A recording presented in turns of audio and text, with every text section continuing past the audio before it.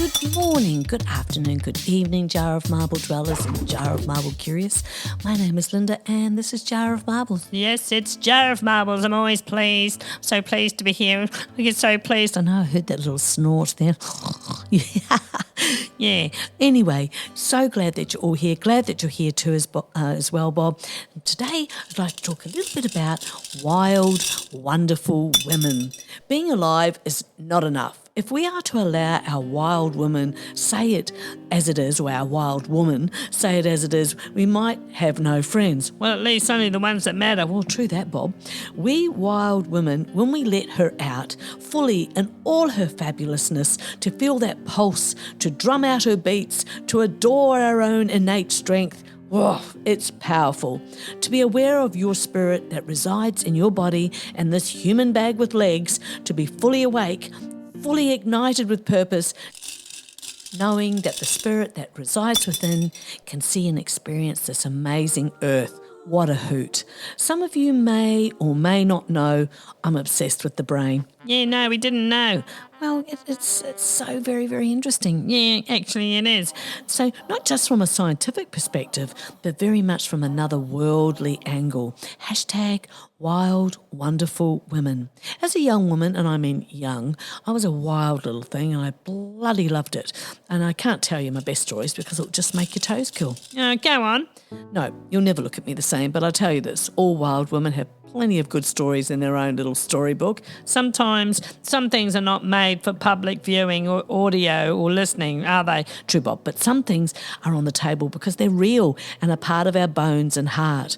It is a rite of passage that rises to be seen, felt and heard from at least one another. It is the mix of magic and past, future, crashing into present when that wildness is allowed to peek out and jump out into everything that speaks unruliness. Geez, should I be afraid? Maybe, Bob. Hold on to your hat. One truly wild woman was Big Nose Kate. Mary Catherine Haroney, or Big Nose Kate, is probably best known for her on-again, off-again relationship with the famous gunslinger Doc Holliday. Now, Big Nose Kate ran away from her foster home and became a sex worker shortly after. She met Holliday when she moved to Texas, and the two started their lengthy and rocky relationship. It is said that Haroney and Holliday would have heated arguments that would become violent and crazy whenever Haroney drank too much. Despite their unhealthy relationship, Haroney once broke Holliday out of jail by starting a fire and pulling a gun on the guard. Wow, crazy stuff. Holliday was so grateful that he promised to give up gambling. Haroney also promised to live a clean life and giving up her sex work. Yeah, I'm thinking, yeah. Well, yeah. However, both of their promises were short-lived and their rocky relationship continued until Holliday's passing. But while that was one wild woman, hashtag wild, wonderful women. Wild women were and are healers. Each nation, tribe and village had medicine. People throughout all cultures, children who were born with the gift of healing were taken by the medicine person as a young child and taught healing ways. They were taught to recognise healing plants, roots, trees, wild herbs, berries, etc. And they were taught how to make poultices, teas and other healing foods. And medicine women were the local psychologists, therapists, physicians and marriage counsellors. Doesn't sound too different from today. Well, actually, interestingly, Bob, you're right. In some tribes, the medicine women were given the responsibility of making the warriors' shields, for it was believed that she had special powers that would give those war shields added protection for the owners. The practicing of medicine ways was a full-time job for the responsibility for the well-being and emotional balance, of the villagers who that belonged solely to the medicine woman. So what do you call a frozen aspirin? A chill pill. Good on you, Bob. In return for a medicine woman's services, she was cared for by the members of the village. She always had shelter, food, her needs were always met, assistance when it was needed, and special spirit gifts that showed the honour and respect of her people. And this is how the medicine women were paid. The art of being a medicine woman has not been lost. There are more practicing medicine women alive today than ever before, using the same old natural ways combined with the new technology that has been developed. There are so many different forms of natural therapies now. There are herbalists, naturopaths, aromatherapists, massage therapists, those who provide alternative medicines, be it Reiki and other schools of healing and thought. Interestingly, I got an inquiry about one of my Reiki sessions the other day, and, well, I'll resume, but for now my path is where I find myself. Oh, okay. Practices help people when conventional ways do not or cannot or are not wanted. Then there are those who teach spirituality, yoga, awareness, meditation skills. The medicine woman will always exist. You probably know a medicine woman. You probably are a medicine woman. And if you don't think that you know one, I would say that you may just be unaware, for she doesn't show herself to everyone. I woke up last night to find the ghost of Gloria Gaynor standing at the foot of my bed. At first I was afraid, and then I was petrified. The medicine woman is one of the most forgotten and suppressed female archetypes in human history. She is the wise woman, the visionary, the seer, the intuitive, the healer, the sexual priestess and truth holder. That description sounds like most of the women I know. In our pre-patriarchal past, during arguable hundreds of thousands of years ago, the medicine woman occupied a celebrated position in her society. As Sylvia Plath said, there is a wild woman inside of me and I'm afraid of her, for she is the true me. Why would she be afraid? Well, boy, that's a big subject, but to me in this instance, Sylvia Plath represented aspects of women who hide their true self for fear of being unaccepted or loved. Yeah. Wild, wonderful women hold gifts of vision and healing and integrated that into the everyday lives of her life and those around her. She brings wisdom and humility to those who desire guidance from spirit. She honours the cycles and fertility of the earth, the moon. Her far-seeing shamanic vision is an ancient medicine for the soul. We live in a world that is somewhat dominated on one hand by religion and the other by rationality and science, and neither of these mainstream models acknowledge the magic, mystery, intuitive nature, healing power and veneration for the earth, a humanity that is innate to women. Hashtag wonderful wild women. Do you hold the medicine woman archetype? Have you struggled to see how you fit in, what your path is, how to express your true self in your work and relationship? In that case, it's time for you to heal. Tune in with your gifts and take your rightful place again in the world, because you are needed. Yeah, you're needed. That's right. The world needs women like you to step into power and visibility and be a beacon of hope.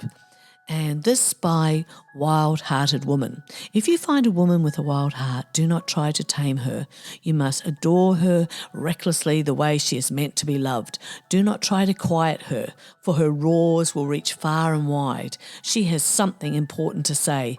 Help her say it. Do not get in her way. She stops for no one.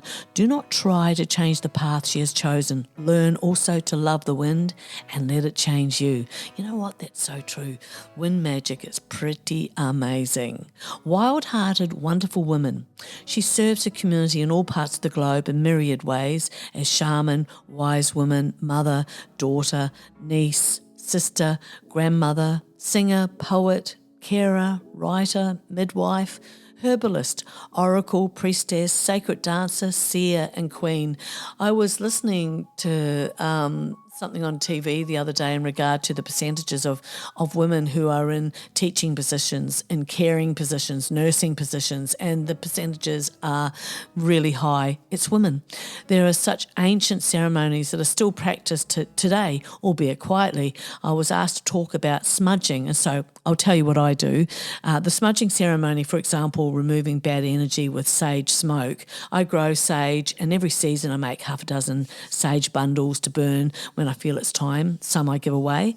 If I've had troubles, and not necessarily in my home, or there is trouble brewing, I will smudge my home, including outside, my car, or entrances. Sage is also a delicious tea. I was surprised how delicious it is. I don't think I'd like it. Well, that's all right, Bob. You just dry it, jar it, and put some leaves in a teapot, top it with hot water, let it sit and drink. You can have it with honey or maple syrup if you need the sweetness. It's great if you need a good night's sleep. Full of antioxidants and anti-inflammatories. It's a mood booster. and it has anti-cancer properties and assists in reducing those hot flushes, ladies, which we always want to know about that. 71 women who participated in a study drinking sage tea, they found that it helped reduce their hot flashes by more than 60%. Since hot flashes are among the most troublesome problems during this time in life when we're, going through menopause or perimenopause or postmenopause, if drinking tea can help, then it's an easy solution. So I just had to share that. Now, for those that don't know, a smudge stick is a dried and bundled plant of sage. You can use other herbs. I've even made them out of rosemary, but in this instance, I'm talking about sage. And you can also just use loose leaves and just tie them all together. Once dried, and the bundle of leaves can take weeks to dry completely, place in a small plate and light the end and blow out the flame. It'll smoke and smoulder, but you can begin walking around your rooms, your house, and that is smudging all the while with your intention just to get rid of anything that feels uncomfortable. People commonly credit smudging as being a Native American practice, but the use of rising smoke in spiritual rituals has been practiced across many cultures for thousands of years. So the use of smoke to purify in a spiritual way is not exclusive to the Native American tradition, although we have them to thank for the wonderful and deeply spiritual practices of burning sage and other sacred plants as purification practices. This tradition is a really beautiful gift and the most effective method commonly used in spiritual cleansing ceremonies today. Everyone I know smudges their homes or areas where they feel they wish to cleanse, just from an uneasy feeling through to a yucky energy that someone brought with them or left with you. Smudging is an intrinsic part of shamanism, the world's oldest medicine. If you're feeling down, negative, stuck, or in a spiritual, low place, smudging is an excellent way to change things for the better. When your house, your property, or any place or space has been exposed to heavy or negative emotions or energies, painful experiences, and even illness, they should be cleansed with smudging. When you move into a new location, it should be smudged to cleanse the psychic imprints of previous occupants. If you feel the presence of bad energy in your living quarters, or if a solitary room makes you feel bad or uneasy for any reason when you're in there, time to smudge. So do you have like a big bush? I do. With all your smudging, do you need a big bush? Well, yeah, my sage bush is a good size, and every year I make a few new smudge sticks, let them dry, and then I have them ready. What else? Well, I think you've got the idea, yes? Yes, but what else? Well, if you want to create a protective barrier against outside negative influences, such as neighbourhood issues, it's time to smudge. And a personal favourite, if you want to make your prayers stronger and you want to feel more connected to spirit, it's time to smudge. And as I said before, you can smudge your car, cleanse second-hand items with smudging to remove psychic imprints of previous owners. You can consecrate and energetically charge your garden by smudging. You can smudge any time just to connect to a state of spiritual clarity and harmony. And remember, you clear the air in your life with the help of sacred smoke. I absolutely love that. Yeah, absolutely. Me too. When a woman starts on the journey of being fully open and awakening herself gently but without holding back any longer, when a woman learns how to heal herself and how to fully stand her sacred ground while she's not afraid to show the fullness of her being, then a woman can live her fullest potential while being unapologetically herself. Immediately, a true and visionary leader is born. Oh yeah, absolutely. Now, I was looking at the wild woman archetype. If you have ever felt like you didn't fit into society's mould, I mean, how many of us do, or that you were something different than what was considered normal, chances are you have a strong connection to the wild woman archetype. The archetype represents our primal, instinctual selves. It is a part of us that is in touch with nature and our natural tendencies. The wild woman can be seen as being chaotic and wild, but she's also incredibly powerful, passionate, and free. And she's you. The wild woman is an archetype that has been present in all cultures throughout history. She is the goddess, the witch, the crone, the seductress. She is both feared and revered.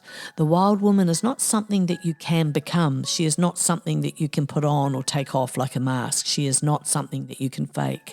The wild woman is something that you already are. She is your true nature, and I bloody love that.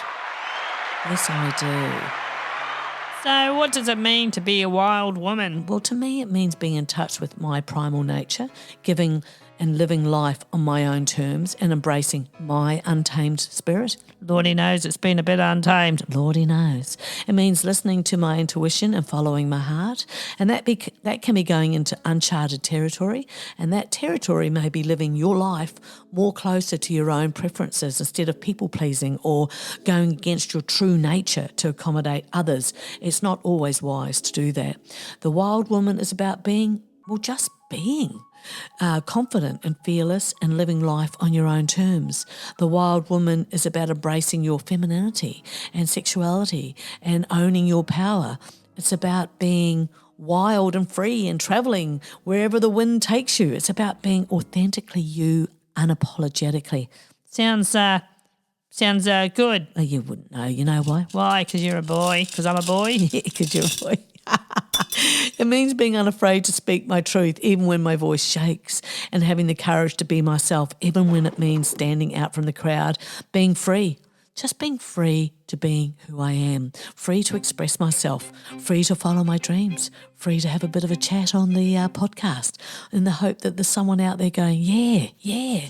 Being a wild woman is about living life with passion and purpose and making my own unique mark on the world. It's about being bold and embracing all that is wild and wonderful about me and all that is wild and wonderful about you. And it's about trusting that I am exactly where I'm supposed to be, right here, right now, in this moment. And that could be so many different ways of being for many of us women. So how do you know if you're a wild woman? Well, here are a few signs. You feel most alive when you're outside in nature. Oh, yeah. That's right. You have a deep connection to the moon and the tides. I mean, that's just lovely. You're highly intuitive and in tune with energy and emotions. Oh, yeah. You're fiercely independent. You're comfortable in your own skin and at home in your own body. You have a deep love for animals. You listen to your gut instinct above all else. Above all else, you do that. Are you a wild woman? If so, embrace it. Let yourself run free. Howl at the moon, dance in the rain, bare your teeth when necessary, speak your truth, be unafraid to be yourself. And most importantly, never let anyone tame you. We need more wild women in this world. It's time to let her loose. Your true nature is waiting to be unleashed. So I woke up gorgeous again. Oh, sigh. And so to you, my friends who I haven't met, I hope that this is, ringing some bells for you, ringing some truth inside you where you're going, yeah, that's me. That's actually who I really am. You know what? And that's absolutely good enough. Wild, wonderful women are often incredibly brave and because of that can be judged harshly. People see what they want to see and come to conclusions that are often totally incorrect. I recall my first job out of high school. I thought, being totally harassed by my manager. She was, I thought, a bit of a menace, just to put it very politely. She laughed loudly, she looked you right in the eye, she took a nice deep breath of a cigarette and was a fast talker, smart, and she took no shit. I thought she hated me. I was 17, she 42. And when it came to smoko time, back in the day when you stopped to have a cigarette, she'd say, would you like a cup of tea at morning tea? And I'd say, oh, yes, please. And she'd say, did you bring your own tea bag? And I'd say no. And then she'd just walk away to the tea room and I just would keep on working because I really just didn't know what to do. I was totally flummoxed. I didn't know if she was serious, and so then she did it again at lunchtime and then she did it again in the afternoon. So my first day I never had a break because I had been given strict instructions by mum, don't talk back, just do whatever you're told, and just put your head down, do your job. So the next day, this woman, she did it again. So by lunchtime, I thought, no, I'm not taking it. So when she asked if I wanted a cup of tea, and I turned around and said, yes, please. And she said, well, did you bring your own tea bag? I said, you can stick your tea bag right up your ass. Oh, no, you didn't. Yes, you did, didn't you? Well, she burst into laughter.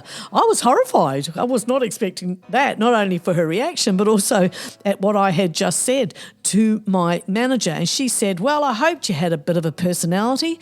We're going to be working together for a while, so this is going to work out just fine. I was dumbfounded. And so from that moment forward, she always stood up for me. She stood by me, and we became lifelong friends. She was a little wild and an exceptional person, and we would often reminisce about that day and the bloody tea bag debacle. I was lucky to know Diane and be her friend. She was really, one of those very special people, and I think missed her moment or her opportunity, or I don't know, maybe the wrong era too. But everyone has their limits, and I guess I'd found mine that day. But Diane showed me that it was perfectly reasonable to stick up for myself.